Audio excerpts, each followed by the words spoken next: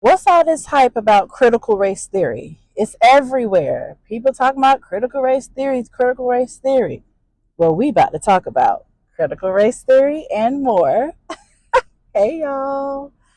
We are back. This is module 8 of the class.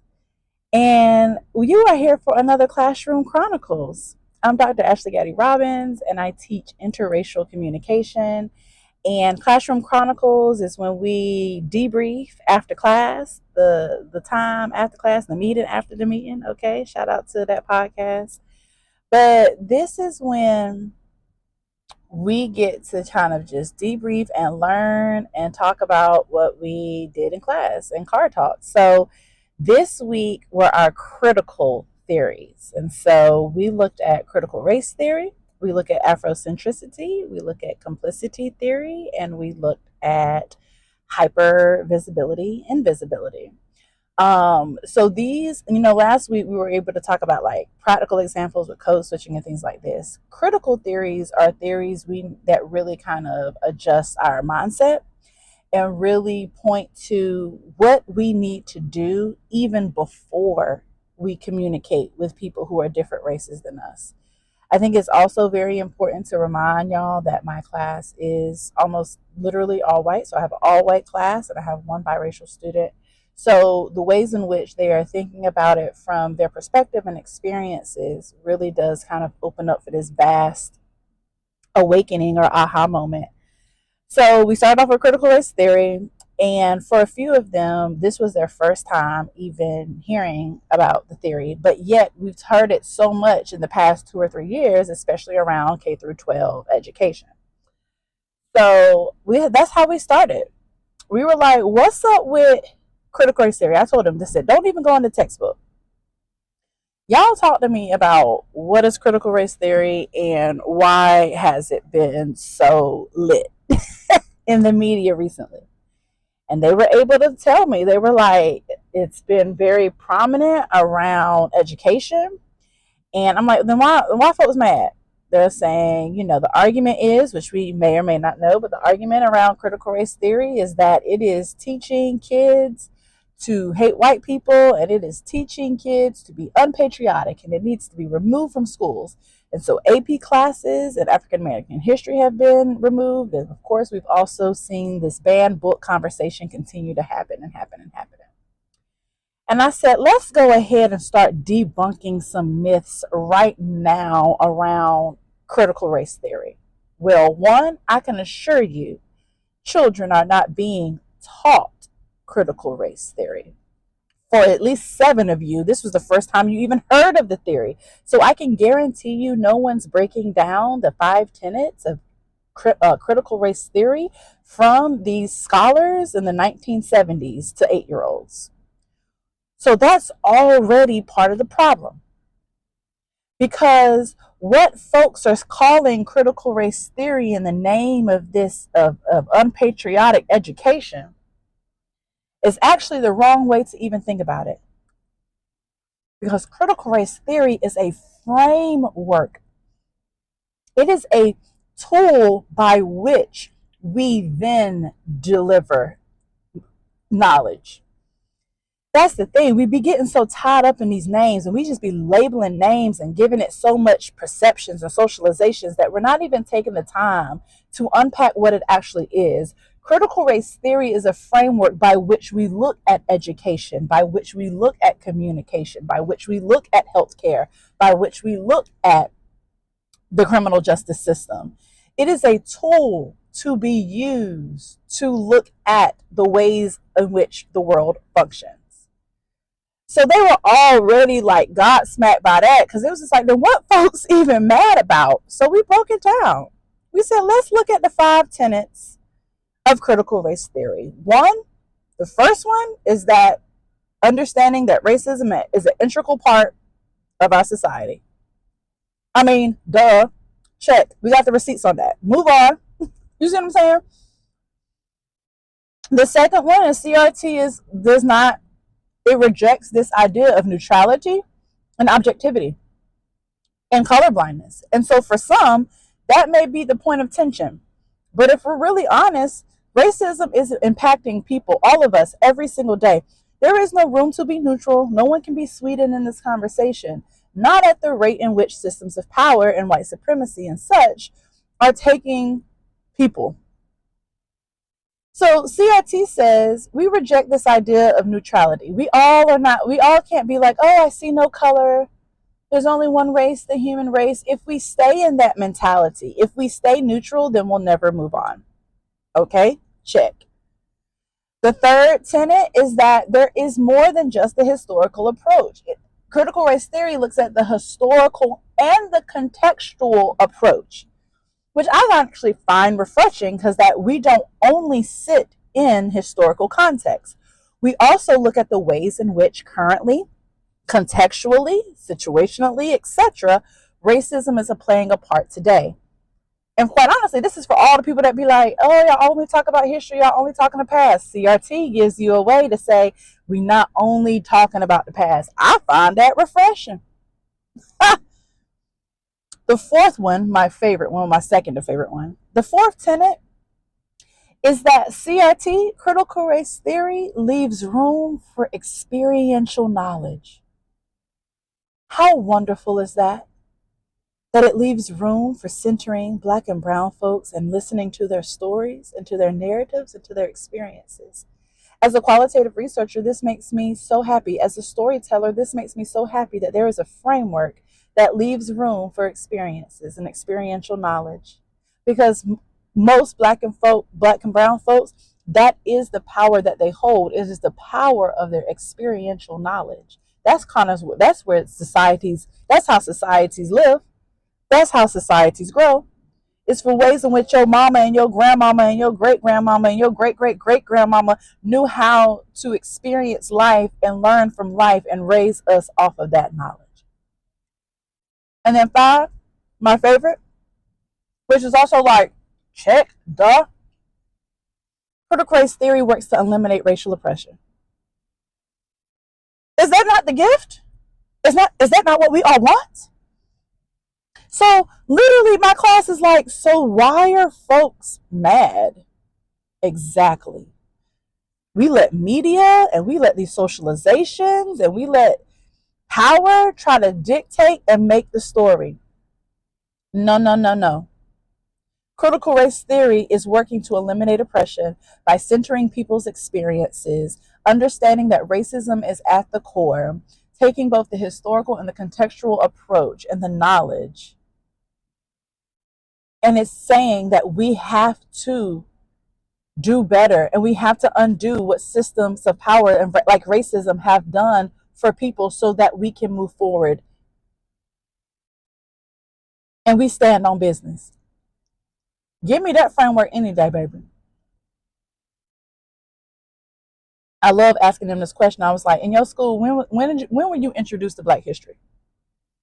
When were you introduced to Black history? And almost always, they're like second, third, or fourth grade.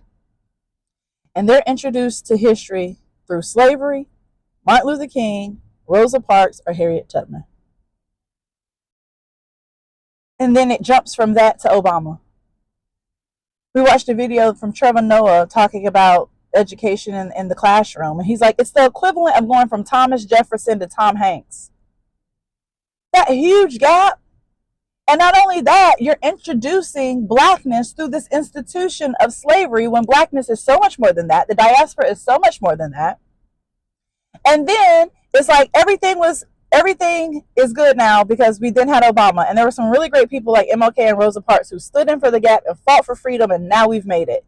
That is not the truth. And so critical race theory is not, at none of these five tenets did you hear that folks want to make people hate white people or that they want to make people unpatriotic. It's about telling the truth and centering the power of Blackness and the ways in which racism has tried to create a narrative and a standard and an expectation that is absolutely killing and harming all of us. And in order to eliminate this racial oppression, we need to disrupt these systems and we need to center Black and brown folks' narrative because they have been erased. Now, if you get mad off of that, that's not my problem. But that CRT is not here making the claims about hating white people and being unpatriotic. It is telling the truth about a system of oppression that impacts all of us in order to eliminate racial oppression. Honey, they were literally like, we've been told lies. Yes, you have.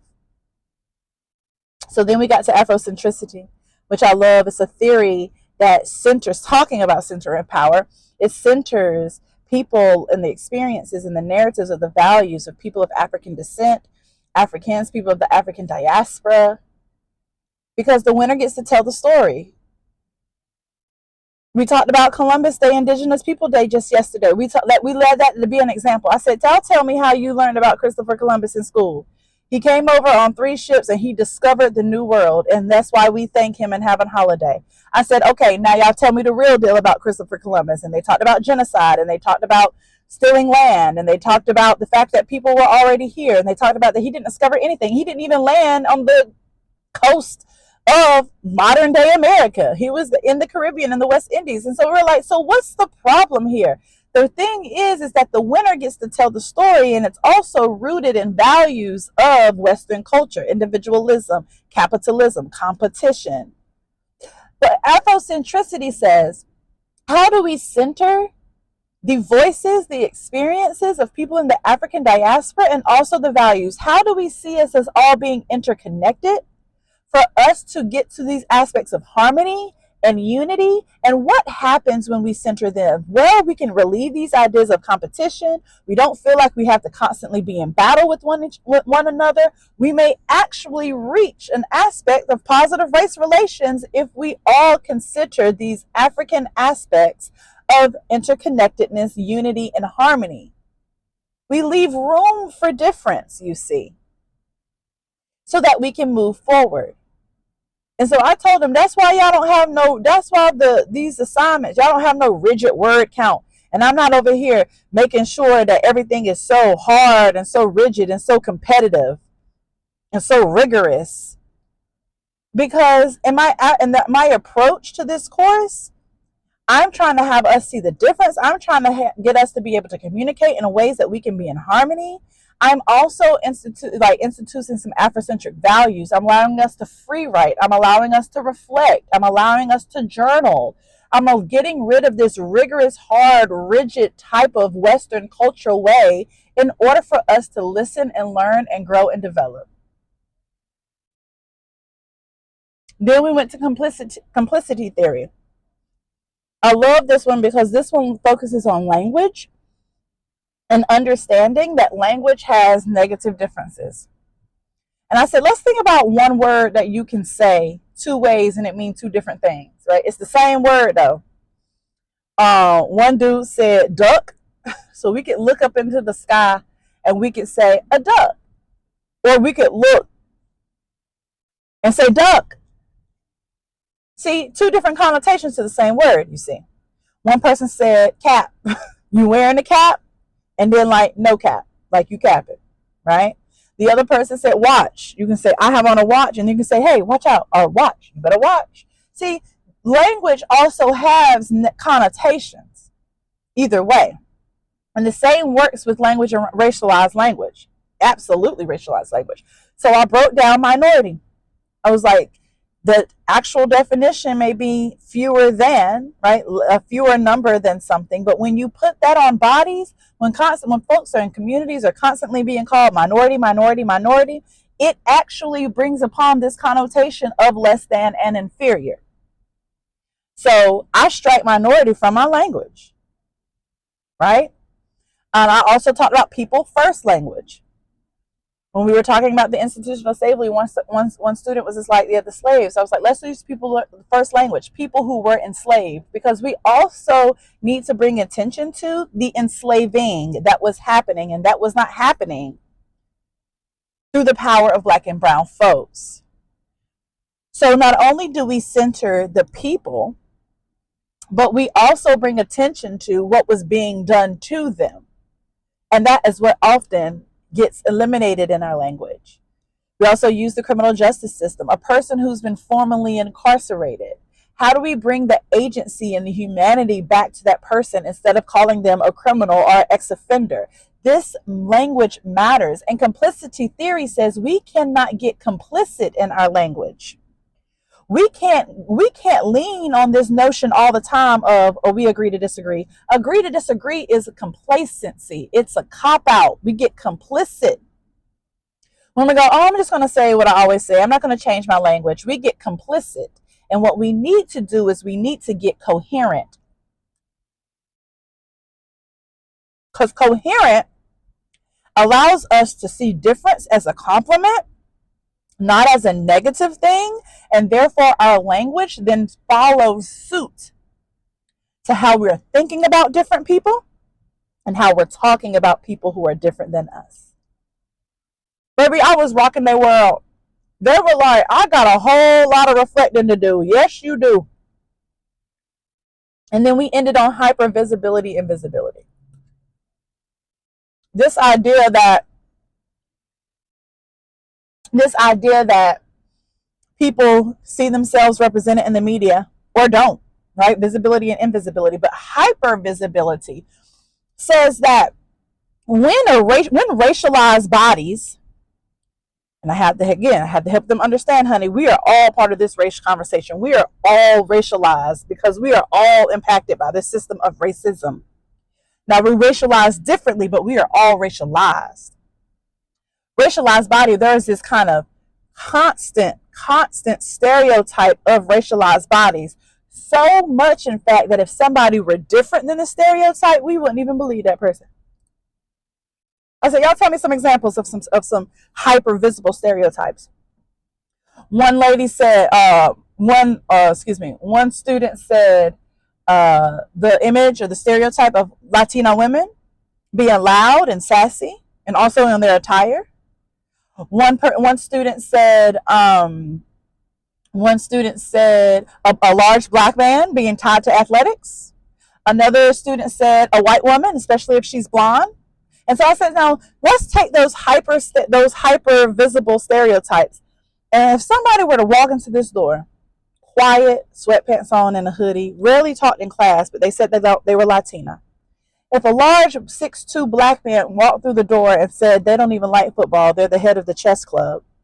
And if a white woman walked through the door who was blonde and was just like, I'm literally Dr. Robbins' teacher assistant, I'm a second-year PhD here at the university, we will all go, we either wouldn't believe them, or we would like be like, oh, okay, you're the anomaly, you're the exception, you're different.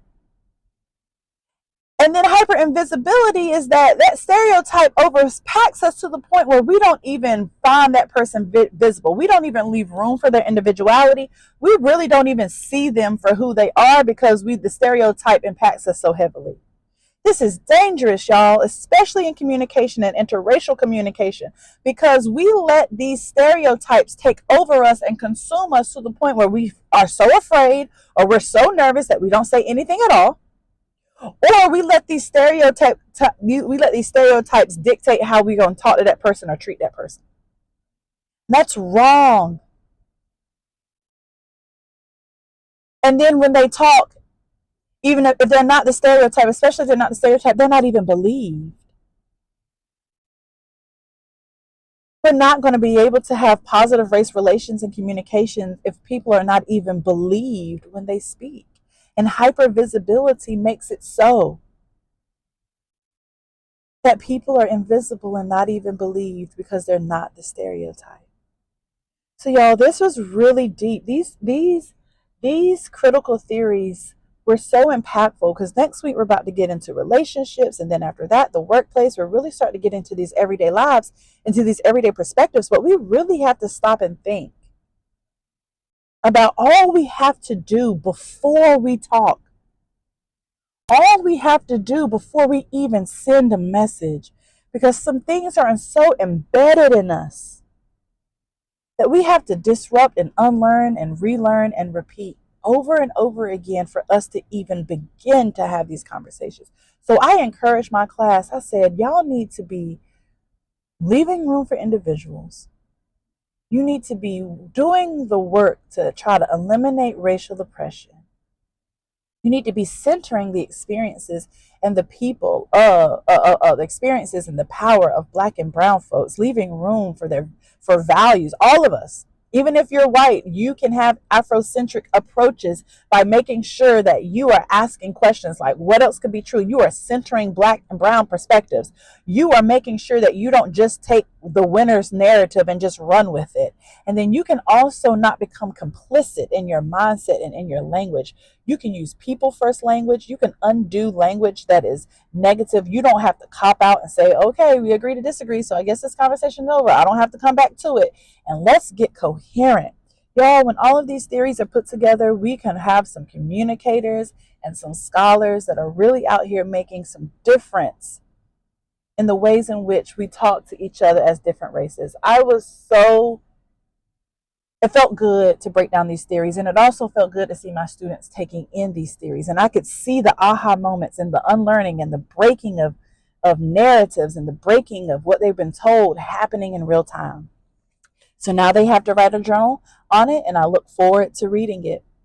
This is a little longer than normal, but I hope y'all enjoyed it. Spend some time watching the other Classroom Chronicles. Like, comment, subscribe, follow, and let's continue to learn together. Peace.